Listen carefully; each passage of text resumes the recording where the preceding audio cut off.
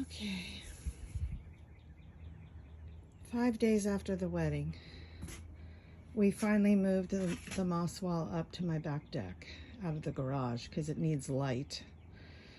This is a box of triple washed marsh moss that I collected the day before the wedding. And we didn't end up using it. It's nice and sanitary. So I'm thinking the bride and groom can use that for whatever they want. They can put it out on their property, make a marsh bath mat, whatever. Make a little wall. The greener clumps are the ones that I harvested out of the marsh a day or two before the wedding. I did not wash them at all. I simply collected and stuck them on the wall. So they've still got lots of good microorganisms in them. They need to go back out on the trail. I didn't spray yesterday. I was recovering from a fall I took out on the trail. I tripped over one of the tree stumps that I never cleared out. It was like 2 inches by 2 inches, and I went down like a sack of potatoes.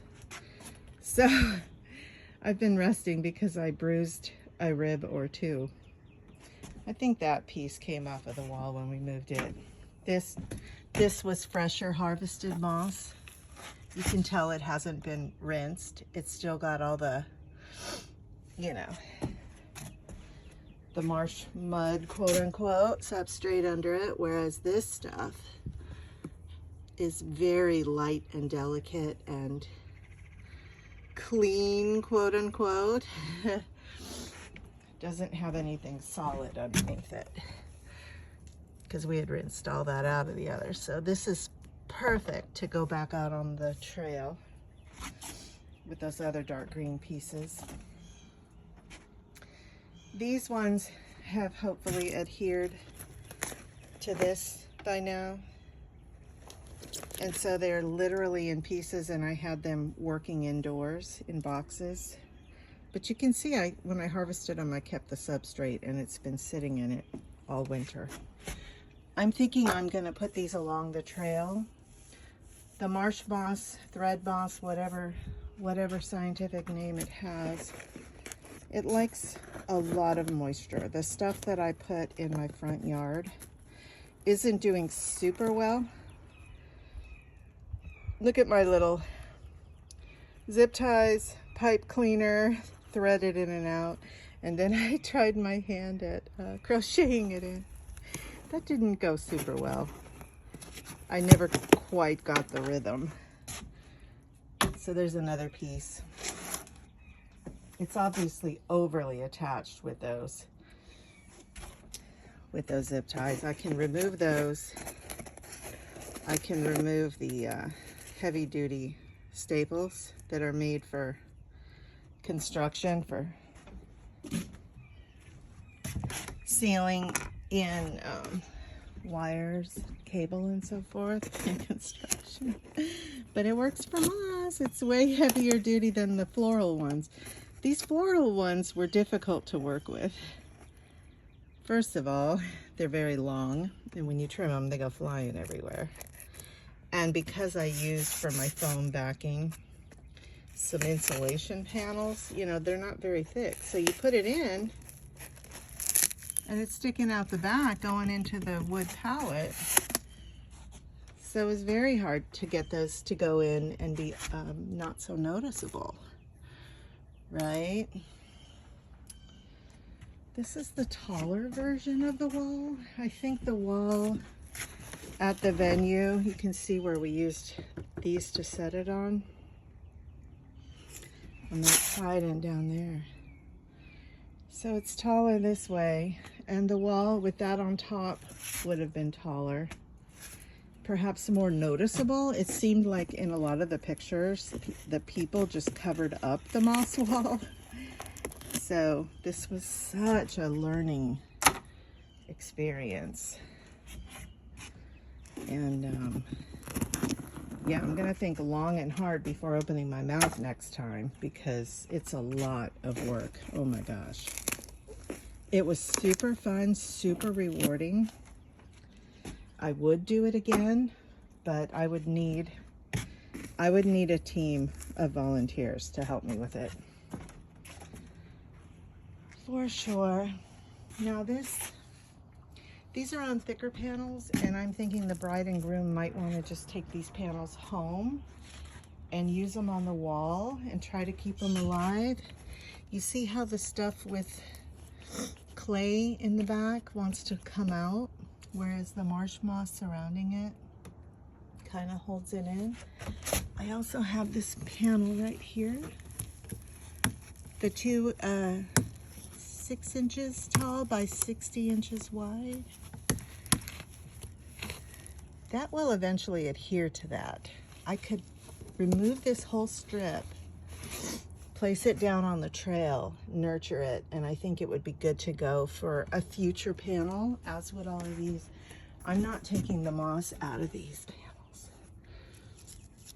It'll connect to it really well over time. We just didn't give it enough time. So that's why we had to help it with the zip ties and the sewing it in. It made it so that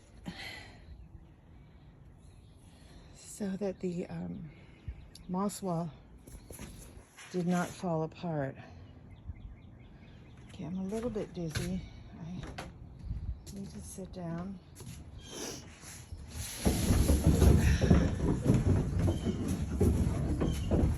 Stood up too fast. I've been having a little trouble breathing. I think I kind of knocked the wind out of myself the other day, Friday.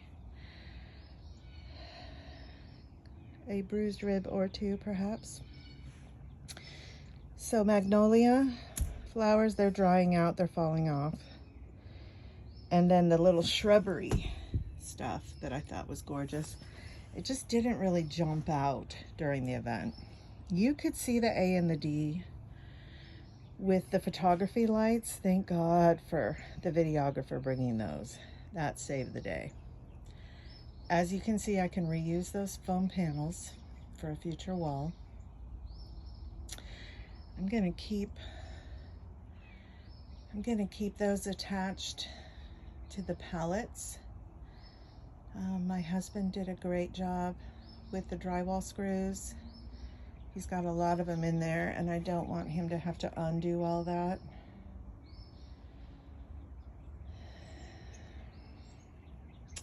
That wall looks pretty good. Maybe I won't take that moss back. Maybe I'll fix it up a little bit. See how long I can keep it alive, just for experimental purposes. These might need to be in more of a reclined position somewhere. I don't think she can just take them home and hang them up on the wall, because eventually, if it dries out, the chunks are just going to start falling off. So I will offer those to her, because I do have an abundance of that velvety moss, I call it. It's everywhere around the trails. I don't think it's star moss though. It's not quite as brilliant star shaped. But yeah, that one fell apart, so I thought, why not demonstrate? Oh, so the rib only hurts when I breathe deep or when I move. That's all. Okay. So these are amazing. You can get a box of 100 of them for like, I don't know, $7, $14, however much I paid for them. Well worth it. And then it just pops right off. Once you've popped it off, you can take the ones that are sticking out of the back. See how it wants to jump out there, because it's not completely sewn in all throughout. But it did sit in a container for a long time to get a little bit acclimated. There's another one. I'll take that one out. So this moss here is not, oh, there, it's on the backing. So I just basically filled in the blanks. It's got some good, solid nutrients, and I'm going to put it in one of the bare spots on the trail. Let it get reacclimated. I definitely want to take the zip ties out. And let's see what we got here. Okay, none of these are on any kind of a screening material.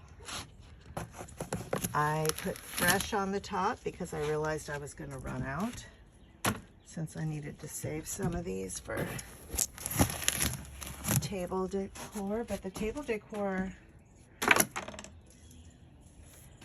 was very sparse. It was just little pieces of moss spread out on the scarves. I wouldn't do it that way again on the scarves. It was super hard to clean up, and I felt bad leaving the venue with scarves that probably needed washing to get all of it out. I picked it out. I shook them out. I swept. And that was about it. So there you go.